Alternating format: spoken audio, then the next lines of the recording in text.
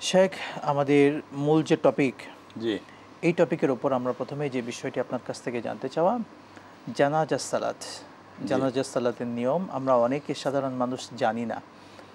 নিয়মটা কি যদি দর্শকদেরকে বলে দিতেন, কয় নিয়মে পড়া যায় বা কীভাবে? আলহামদুলিল্লাহ, আসসালাতু ওয়াসসালামু আলা রাসূলিল্লাহ সাল্লাল্লাহু আলাইহি ওয়াসাল্লাম। অত্যন্ত গুরুত্বপূর্ণ জীবন ঘনিষ্ঠ বিষয়, যেটা আমাদের জীবনের সাথে জড়িত।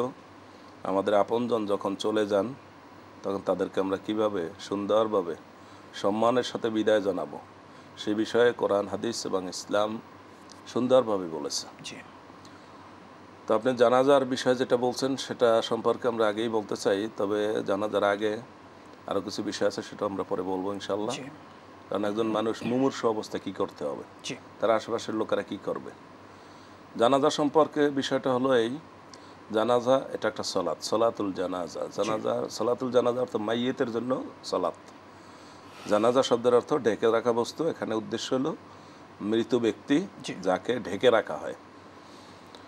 তো জানাজার সালাত একটা ফরজে কেফায়া, অর্থাৎ কিছু লোক যখন এটা আদায় করবেন, তখন সকলের পক্ষ থেকে এটা দায়মুক্ত হয়ে যাবে। জি, আর জানাজার সালাতের মাধ্যমে যিনি মৃত্যুবরণ করেছেন তাকে সসম্মানে, জি, সম্মানের সাথে বিদায় জানানো। জি, জানাজার সালাত 4 তাকবীরে পড়তে হয় এবং বেজোর সংখ্যক কাতার করতে হয়। জানাজার সালাতের পিছনের কাতারের সবচেয়ে ভালো। লোকেরা অবশ্য আগের কাতারে থাকার জন্য ধাক্কাধাক্কি ঠেলাঠেলি করে, কিন্তু জানাজার সালাতে মনে রাখতে হবে পিছনের কাতার ভালো।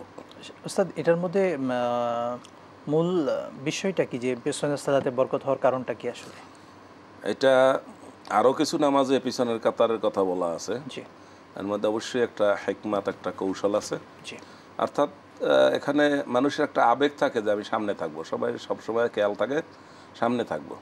কিন্তু জানাজার লাশের খাট যখন সামনে থাকে, তখন তো সামনে আর যাওয়া যায় না। জি, তখন সামনে মানুষের একটি হুমড়ি খাওয়া ভিড় পড়ে, এটা কন্ট্রোল করা কঠিন। এই জন্য সম্ভবত শরীয়ত জি, পিছনের কাতারে গুরুত্ব দিয়েছেন। অনুরূপভাবে মহিলাদের নামাজের কাতার যেটা, সেটাও কিন্তু পিছনের কাতার ভালো। জি, কেন ভালো?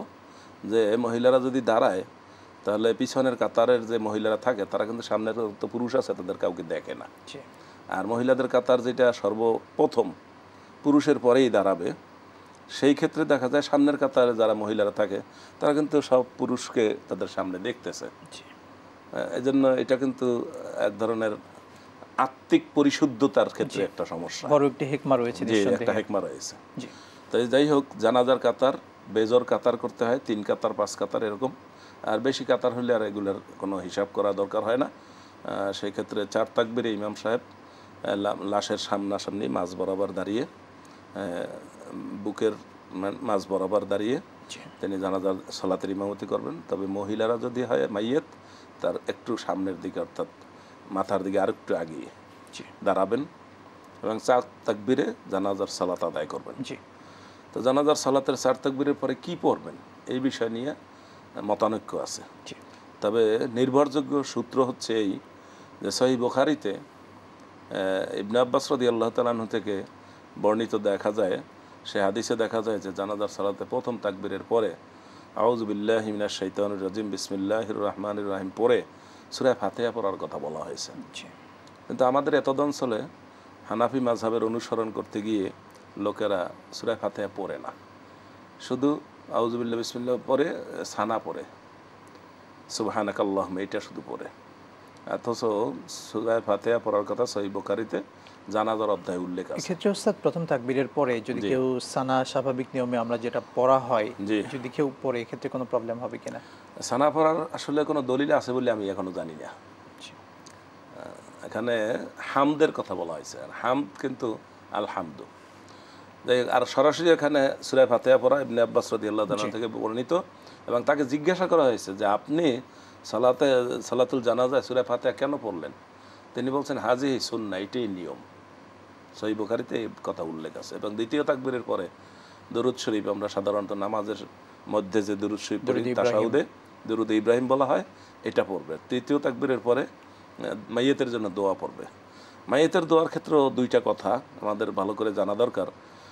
যে আমরা একটা দোয়া পড়ি, আল্লাহুম্মা গফির লি হাইয়িনা ওয়া মাইয়িতিনা শাহিদিনা, এই দোয়াটা চাইতে আরও ভালো একটা দোয়া রয়েছে, সহিহ মুসলিমে একটা দোয়া রয়েছে, রাসূলুল্লাহ সাল্লাল্লাহু আলাইহি সাল্লাম কোনো এক ব্যক্তির জানাজায় এই দোয়াটা পড়েছেন, এবং ওই দোয়াটার মধ্যে সম্পূর্ণ দোয়া মাইয়েতের জন্য।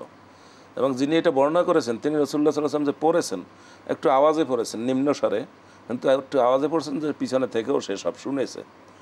তখন ওই বর্ণনাকারী সাহাবী তিনি বলেন যে হারে, আজকে যদি আমি লাশ হইতাম, রাসূলুল্লাহ সাল্লাল্লাহু আলাইহি সাল্লাম এই মাইয়েতের জন্য কত সুন্দরভাবে বিনীতভাবে কায়মনোবাক্যে দোয়া করেছেন, এই দোয়াগুলো কত সুন্দর।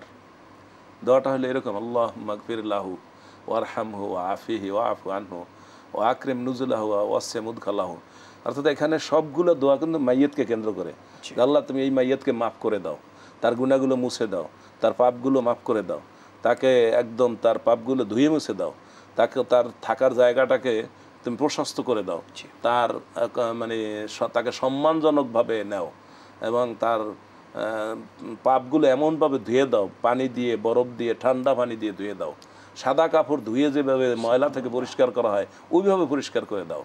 তার দুনিয়াতে যে পরিবার ছিল তার চেয়ে ভালো পরিবার ওখানে দাও, দুনিয়াতে তার যে ঘর ছিল তার চেয়ে ভালো ঘর ওখানে দাও, দুনিয়াতে তার যে স্বামী বা স্ত্রী ছিল তার চেয়ে ভালো স্বামী বা স্ত্রী ওখানে দাও, তাকে মাফ করে দাও, তার গুনাহগুলো মুছে দাও, তাকে জাহান্নামের কবরের আযাব থেকে বাঁচিয়ে তাকে জান্নাতে প্রবেশ করাইয়ে দাও।